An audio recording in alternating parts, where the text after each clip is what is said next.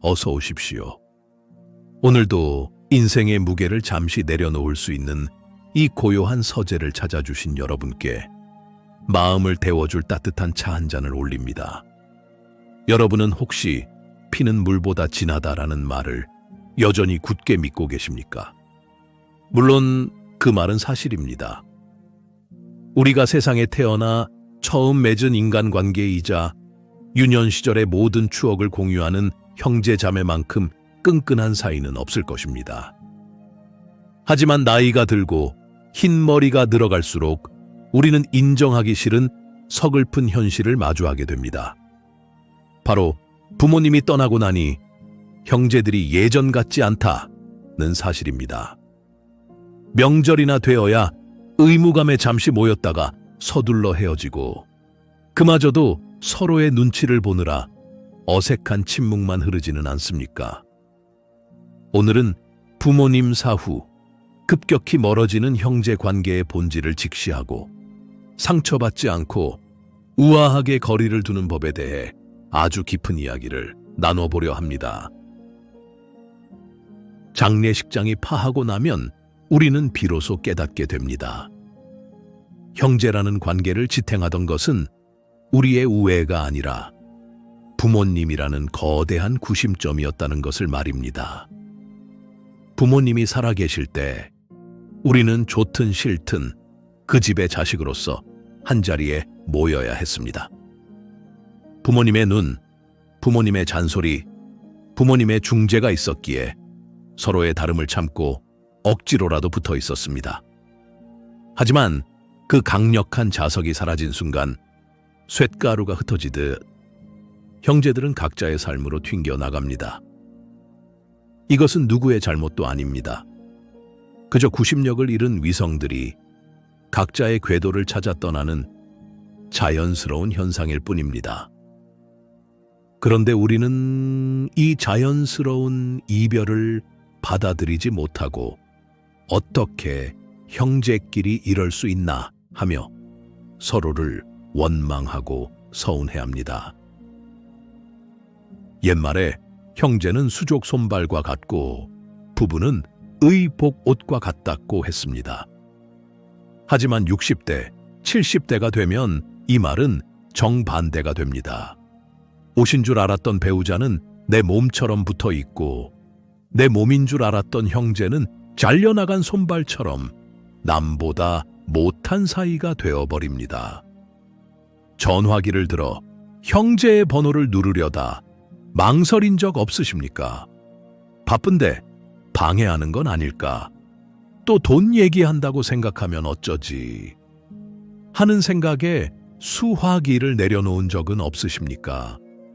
이제 형제는 더 이상 내 밥그릇을 뺏어 먹던 어린 시절의 그 동생이 아닙니다.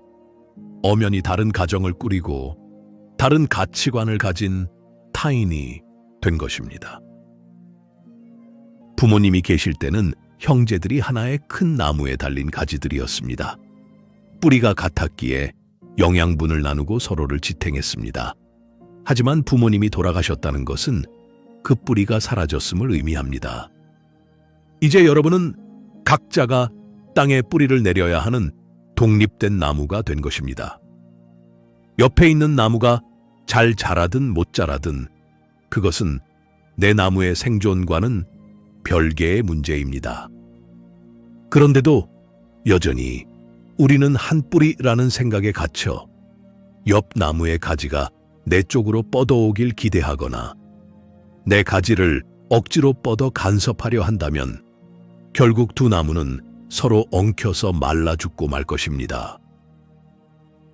냉정하게 말해 결혼하여 가정을 꾸린 형제는 이중 국적을 가진 사람과 같습니다. 나와 같은 원가족의 국적도 있지만 배우자와 자식으로 이루어진 새로운 가족의 국적이 더 우선시되는 사람입니다. 바다 위에 떠 있는 섬들을 생각해 보십시오. 겉으로 보기에는 물 위에 따로 떨어져 있는 섬 같지만 물 밑으로는 땅이 이어져 있다고들 합니다. 형제 관계도 딱 그 정도입니다. 보이지 않는 물밑 핏줄은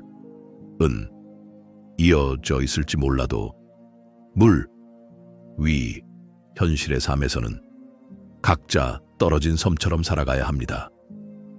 억지로 다리를 놓아 왕래하려다가는 것엔 파도에 다리가 무너지고 서로만 다치게 됩니다. 형제 사이를 가장 비참하게 만드는 것은 결국 돈입니다. 부모님의 유산 앞에서는 성인 군자도 흔들린다는 말이 있습니다.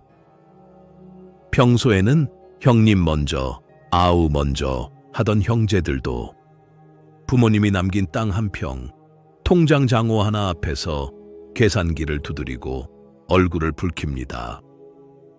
내가 부모님을 모셨으니 더 받아야 한다. 장남이 다 가져가는 게 어디 있냐?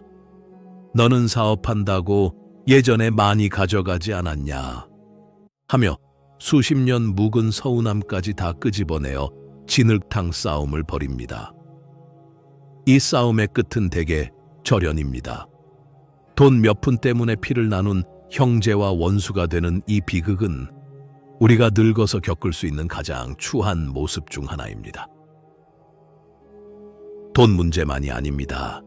형제 간의 갈등은 아주 사소한 말 한마디, 눈빛 하나에서도 시작됩니다. 나이가 들면 사람은 예민해지고 섭섭함이 많아집니다. 형은 나한테 따뜻한 말 한마디 해준 적 있어. 언니는 엄마 아플 때 코빼기도 안 비쳤잖아. 과거의 기억은 각자의 입맛에 맞게 편집되어 서로를 공격하는 무기가 됩니다. 부모님이 계실 때는 그나마 엄마 봐서 참는다라고 했지만 이제는 참을 이유가 없습니다. 서로 등을 돌리고 앉아 남보다 더 차가운 시선으로 상대를 노려보게 되는 것입니다. 가장 견디기 힘든 것은 은근한 비교와 질투입니다.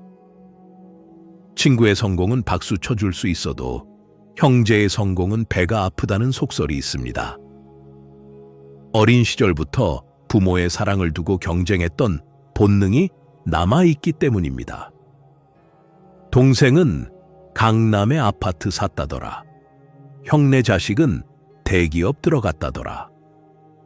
이런 소식을 들으면 축하해주면서도 속으로는 내 처지와 비교하며 열등감을 느낍니다.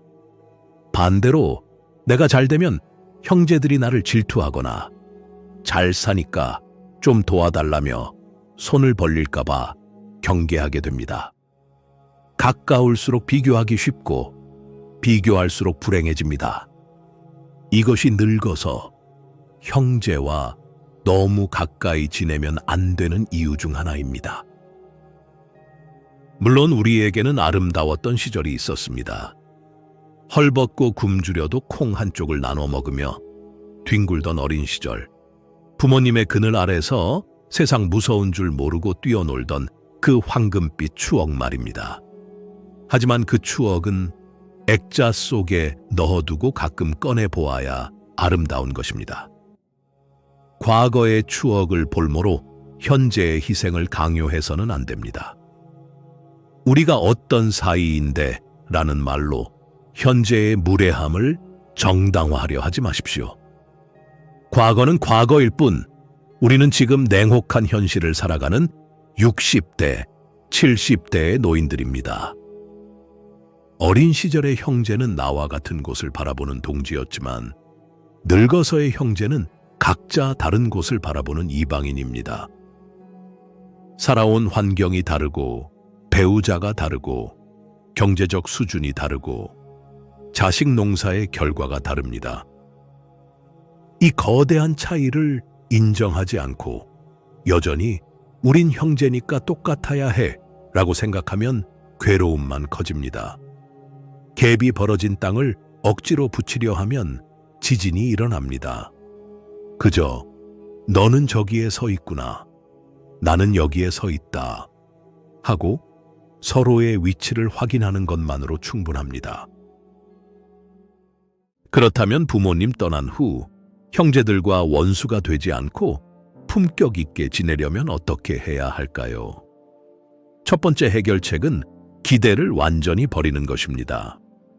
그래도 형인데 좀 챙겨주겠지. 그래도 동생인데 내 말을 듣겠지 라는 기대를 쓰레기통에 버리십시오.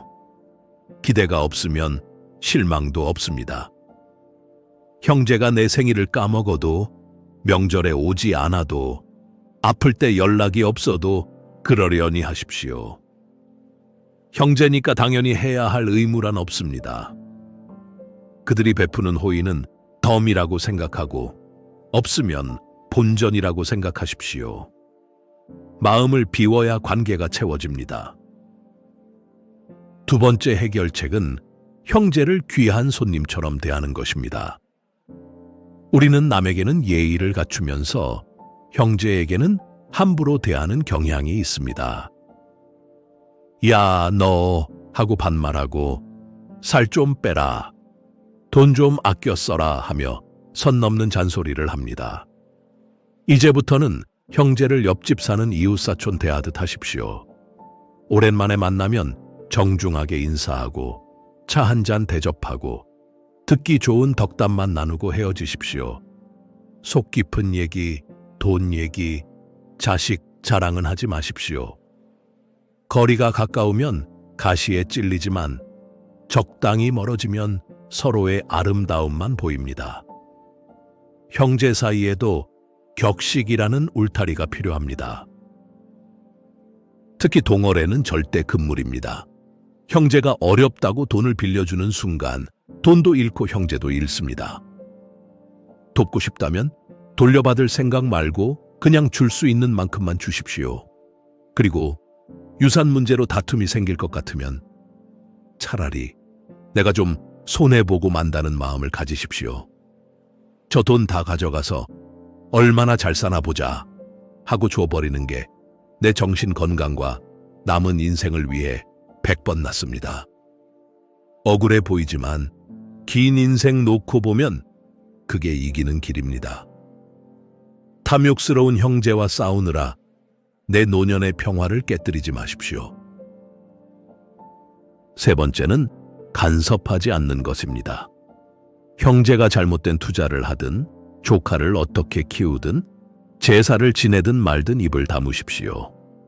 내 생각과 달라도 그 집만의 사정이 있겠지 하고 넘기십시오. 형님, 그렇게 하시면 안 되죠 라는 훈수는 싸움의 불씨가 됩니다. 늙어서 가장 환영받는 태도는 입은 닫고 지갑은 여는 것이라고 했습니다. 형제의 삶에 훈수둘 에너지가 있다면 그 에너지로 당신의 건강을 챙기십시오. 무관심이 때로는 가장 큰 배려입니다. 이제 시선을 박 형제에서 안나의 가정으로 돌려야 할 때입니다. 형제가 멀어졌다고 슬퍼하지 마십시오. 당신에게는 당신과 평생을 함께한 배우자가 있고 당신을 보고 자란 자녀들이 있습니다.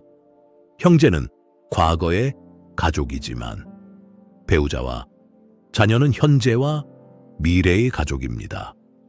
형제 챙기느라 정작 내 옆에 있는 배우자를 외롭게 하지 않았는지 돌아보십시오.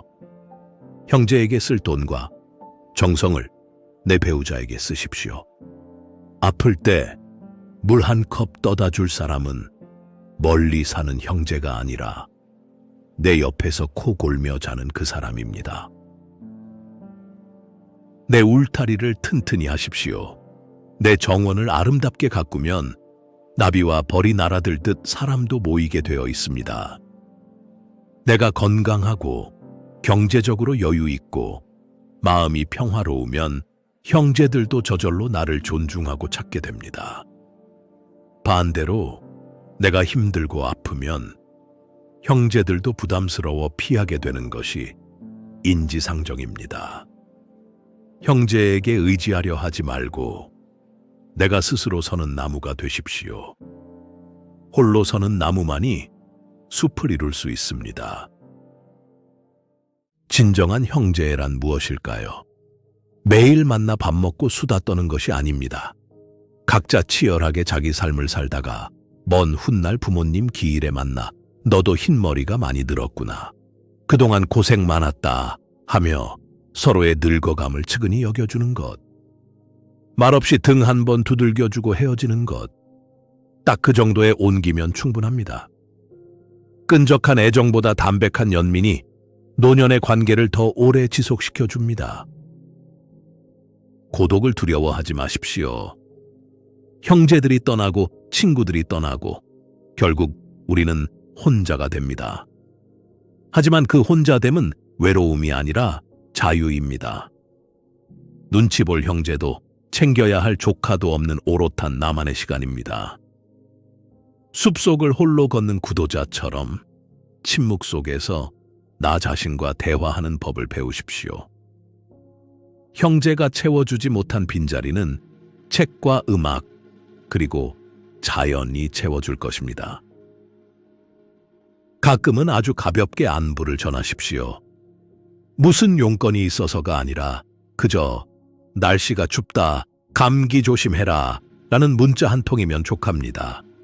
답장이 없어도 서운해하지 마십시오. 살아있으니 다행이다 라고 생각하면 그만입니다. 얇고 가느다란 실 하나만 연결해 두고 바람 부는 대로 헐겁게 두십시오. 팽팽하게 당기면 끊어지지만 느슨하게 두면 영원히 이어집니다. 그것이 지혜로운 거리두기입니다. 사랑하는 여러분, 부모님이 우리에게 형제를 남겨주신 이유는 서로 짐이 되라고 하신 게 아니라 서로의 존재만으로도 위로가 되라고 하신 것입니다. 남보다 못한 사이가 되었다고 자책하거나 슬퍼하지 마십시오. 우리는 각자의 배를 타고 인생이라는 바다를 건너는 항해자들입니다. 멀리서 손 흔들어주고 각자의 목적지를 향해 묵묵히 나아가면 됩니다.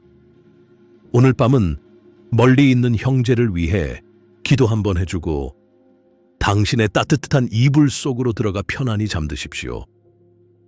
당신의 노년이 평화롭고 고요하기를 백년의 조언이 진심으로 기원합니다.